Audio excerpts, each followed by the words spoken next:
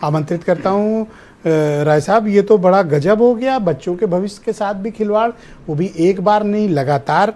आज उन बच्चों पर क्या बीत रही होगी जिन्होंने बहुत मेहनत करके साल भर तैयारी करके ये एग्जामिनेशन दिया, इस उम्मीद के साथ कि अब उनका रिजल्ट आ रहा होगा, और बदले में जब आई तो तबाही की खबर आई।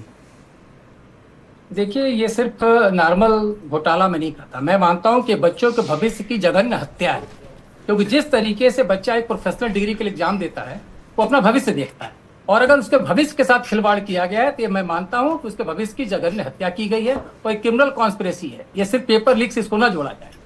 जो बार बार जिक्र आ रहा था, अभी चाहे राजपाल कश्यप जी ने कहा, चाहे सुरेंद्र राजपूत जी ने कहा, जब जब पेपर आउट हुआ, अगर आप सही मुलजिम को नहीं पकड़ेंगे और सजा नहीं देंगे तो बार बार ऐसे ही पेपर आउट होते रहेंगे, और जो मुख्य कल्पित है वो किनारे होते रहेंगे, बचते रहेंगे। बचाने वाले उनके भी लोग कहीं कहीं बैठे होंगे। जहां तक सवाल है संस्था के प्रमुख का, जो बैठ करके अभी आपके चैनल पर आशीष जी बयान दे रहे थे, मेरा सिर्फ इतना कहना है, इनको उल्टा लटका दीजिए, और उल्टा लटका के अभी पूछ दिए, सब कुछ बता देंगे, पेपर कहाँ छपा, कैसे छपा, कहाँ गया, किधर से आया, सब कुछ सही हो जाएगा। क्योंकि सिर्फ आप ये मत सोचिए कि पेपर आउट हो गया फिर अगले साल बच्चे पेपर देंगे। बच्चों का एक बार रिदम टूट जाता है तो वहां लौटने में उसको समय लगता है। आप खुद गार्जियन है, बच्चे आपसे मिलते हैं, आप अपनी प्रॉब्लम शेयर करते हैं। केजी के बच्चे डिप्रेशन में आ जा रहे हैं। जो बच्चा नीट क्वालिफाई करने के कगार पर है, अगर उसके साथ इस तरह का खिलवाड़ हुआ है तो इसको तो जघन्य हत्या मानता हूं उसके भविष्य के साथ में। इसको सामान्य पेपर आउट में नहीं मानता, क्योंकि आप सिर्फ बिलखते उन बच्चों को देख रहे हैं जो आपके कोचिंग सेंटर के, आपके ऑफिस के अगल बगल थे। पूरे देश में हाहाकार मचा है और लोगों को लगता है शायद ये सर मेरा चूक गया, अगली बार क्या होगा। तो सरकार को इस पर गंभीरता से विचार करना है, और जो भी जांच एजेंसी है, सीबीआई को दे दें चाहे एसआईटी को दे दें, उससे कुछ नहीं होने वाला है। सबसे पहले मुखिया को उठाइए, उसके बाद उसको लठ बजाइए, चाहे जैसे करिए। क्योंकि एक आदमी का मामला नहीं है कि एक आदमी का कोई पेपर लेके भाग गया और नकल करके आपने पकड़ लिया। आपने सामूहिक तौर पर बच्चों के भविष्य के साथ खिलवाड़ किया है और इसकी सजा आपको मिलनी चाहिए। अब सीबीआई जांच के आदेश दिए हैं, तो क्या आपको उम्मीद है कि कोई कार्रवाई होगी? और दूसरा, कहा गया था कि तो प्रश्न पत्र पेपर लीक करने वाले को आजीवन कारावास का कानून बना दिए हैं, इतना सख्त फैसला हुआ है, ऐसा कानून बन गया है। अब तो मैं देख रहा हूं जब से ये कानून बना है, पेपर लीक तो अब न्यू नॉर्मल हो गया है। अब लोगों को अचरज नहीं होता पेपर लीक होने पे, इट्स न्यू नॉर्मल।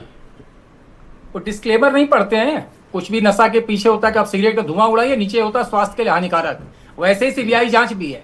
हम फांसी पर लटका देंगे, लेकिन पहले दोषी तो मान लें। जब पकड़े ही नहीं जाएंगे, सजा ही नहीं होगी, तो उम्र कैद क्या और फांसी क्या। सबसे बड़ी चीज है, जो भी जांच है सीबीआई का पहली बार हो रही है किसी भी मामले में।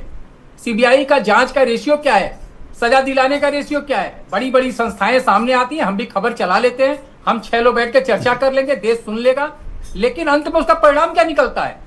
अभी तक मैं सिर्फ इतना जानना चाहता हूं, अभी इसके पहले जितने पेपर आउट हुए उसकी जो जांच एजेंसियां थी, उसके जो आईओ बनाए गए, उन लोगों ने अपनी प्रगति रिपोर्ट क्या दी, और नहीं दी तो क्यों नहीं दी, क्यों उनके खिलाफ कार्रवाई क्यों न की जाए। सही बात। आज तो मामला गर्म है, सब लोग नए बात करेंगे, लेकिन सबसे बड़ी चीज है जो इसके पहले पेपर आउट हुआ, चाहे रेलवे परीक्षा की बात रही हो, चाहे इसके पहले बेनी राम जी के बारे में, तो खुद उनके पार्टी का अध्यक्ष ने कहा कि नौकरी देने के एजेंट है ये। अब सोचिए इससे बड़ा प्रमाण क्या चाहिए। वो शायद विधायक है ना बेदीराम इस वक्त? हाँ, विधायक जी, बेदीराम तो शायद विधायक है। जखनिया से, संभवतः जखनिया से विधायक गाजीपुर से हैं, लेकिन उनके पार्टी के अध्यक्ष ने कहा कि नौकरी देने के एजेंट हैं। सोचिए, जब उस समय भी बयान आया जब लड़कों का भविष्य के साथ खिलवाड़ हो चुका था और मीडिया इस मामले को तूल दे रहा था कि भाई इसमें दोषियों पर कार्रवाई हो, उस समय उनके राष्ट्रीय अध्यक्ष का इस तरह का बयान था। उसके पहले मंच पर एक बार बयान दे चुके थे वो। तो सवाल ये नहीं है, सवाल सबसे बड़ा है ब्रजेश जी, ये एक तरह से मूवमेंट बनाने की जरूरत है। एक बार दो बार की बात नहीं होती है। लगातार जिस तरीके से पेपर आउट नहीं होता, लेकिन रिजल्ट जब आता है तभी बच्चे मन को सोचते हैं कहीं कोई घपला तो नहीं हुआ है। यहाँ तो खुलेआम उसके भविष्य पे डाका डाला गया है। यहाँ कोई पेपर आउट करके ये थोड़ी है कि कोई एक व्यक्ति अपने बच्चे को पास कराने के लिए पेपर लीक कर दिया है। अच्छा, तो ये बताइए कि ये सरकार अपने ऊपर कोई जिम्मेदारी क्यों नहीं लेती है? इस मामले में कोई मिनिस्टेरियल लेवल पे कार्रवाई क्यों नहीं होती? धर्मेंद्र प्रधान जिस विभाग के मंत्री हैं, लगातार इस तरह की गलतियां हो रही हैं, लेकिन क्या धर्मेंद्र प्रधान व्यवस्था से ऊपर है? उन पर कोई एक्शन नहीं, ना कोई पूछता है इन लोगों को। आप बस एक सीबीआई जांच का आदेश करके पल्ला झाड़ के बैठ गए, कुछ दिन में रोएंगे अमित सिंह के लड़के, फिर चुप हो जाएंगे। नहीं, वो सीबीआई मार्क करने वाले को तो केवल संस्तुति कर देंगे, करना दूसरे को सीबीआई इंक्वायरी है। मैं कह रहा हूं मुखिया आप हैं, अच्छा होगा तो क्रेडिट आप लेंगे, बुरा हुआ तो उसकी सजा कौन भुगतेगा? बुरा हुआ है तो सजा आप भुगतेंगे जो मुखिया हैं, और नैतिक जिम्मेदारी नहीं, हर तरह की जिम्मेदारी आपकी बनती है।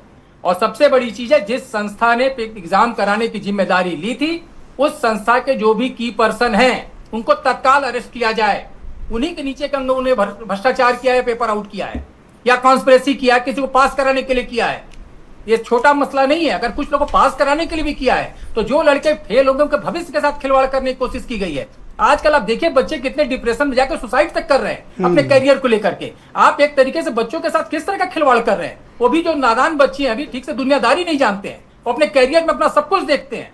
तो मेरा सीधा मत है इसमें कि सरकार के जो मुखिया वो भी नैतिक जिम्मेदारी लें, हर तरह की नैतिक भी क्या होता है, हर तरह की जिम्मेदारी लें, मुखिया हुए हैं, और साथ में जो लोग इस एग्जाम को कराने के लिए जिम्मेदार हैं उनको तत्काल गिरफ्तार करें, हिरासत में लें, उनसे पूछताछ करें, तब जाके कम से कम भरोसा होगा। आप बहुत आइडियलिज्म की बातें करते हैं, आप आदर्शवादिता की बातें कर रहे हैं, लेकिन जिम्मेदारी लेने का चलन इस देश की राजनीति पे समाप्त हो चुका है। आप इस सच से क्यों भागते हैं?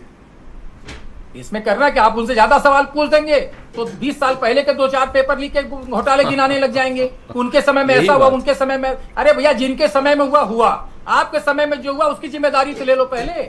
उस समय जब हुआ था तो क्या वो शांत बैठे थे क्या? उस समय ही तो आरोप लगा रहे थे। और उनके घर में भी बच्चे हैं, अगर उनका बच्चा अभी किसी क्लास में नंबर कम आ जाए ना तो 3 बार बैठ के समझाएंगे, बेटा कुछ गलत मत करना। आज जिस तरीके 27 लाख बच्चे मझधार में अटके हैं उनको किस तरह समझाएंगे वो, और उनको कौन समझा पाएगा? उनकी काउंसलिंग कौन करेगा? कौन समझाएगा? किसको फर्क पड़ता है सर सिस्टम में? किसी को फर्क नहीं पड़ता सर। हम बस हमारा काम बनता रहे, बाकी तो चीजें होती रहेंगी। शुक्रिया।